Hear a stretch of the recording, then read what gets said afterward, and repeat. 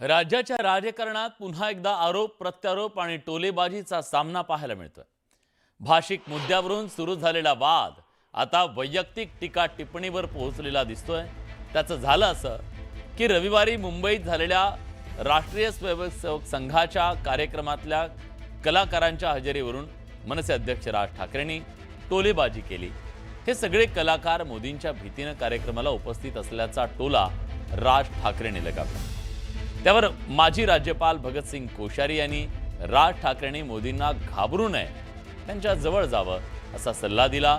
या सल्ल्यावरून आता चांगलाच राजकीय कल्ला रंगला।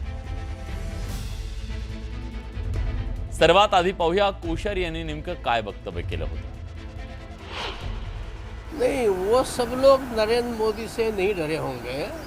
मैं राज का बहुत सम्मान करता हूँ, लेकिन मुझे लगता है वो ज़्यादा ही नरेंद्र मोदी से डर गए। उनका डरना नहीं चाहिए, उनको मोदी जी के निकट जाना चाहिए।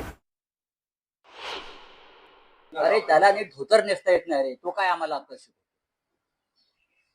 हा, जो स्वतः धोतर नीट नेसू शकत नाही तो ठाकरेंना सांगतो आम्हाला मोदीला घाबरू नका। मोदीला कोण घाबरते?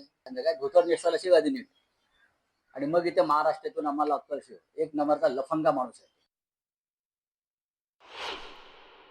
आणि त्याला पद्मभूषण दिलं।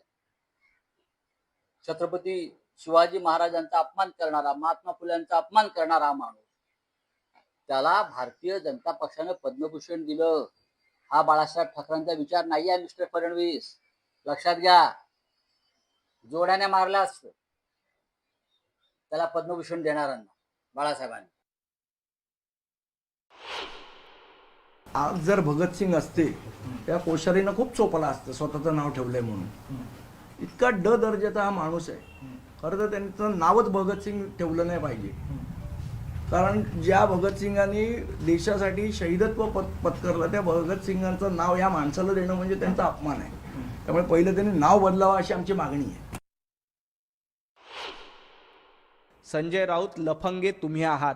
महाराष्ट्रामध्ये लफंगेगिरी कोणी केली असेल तर संजय राऊत तुम्ही केली, आणि तुमच्या या लफंगेगिरीमुळेच भगतसिंह कोश्यारी यांनी संजय राऊतांचाही लंगोट सोडला आणि उद्धव ठाकरेंचाही लंगोट सोडून त्यांना महाराष्ट्रासमोर उघडं करण्याचं काम कोश्यारीजींनी केलं।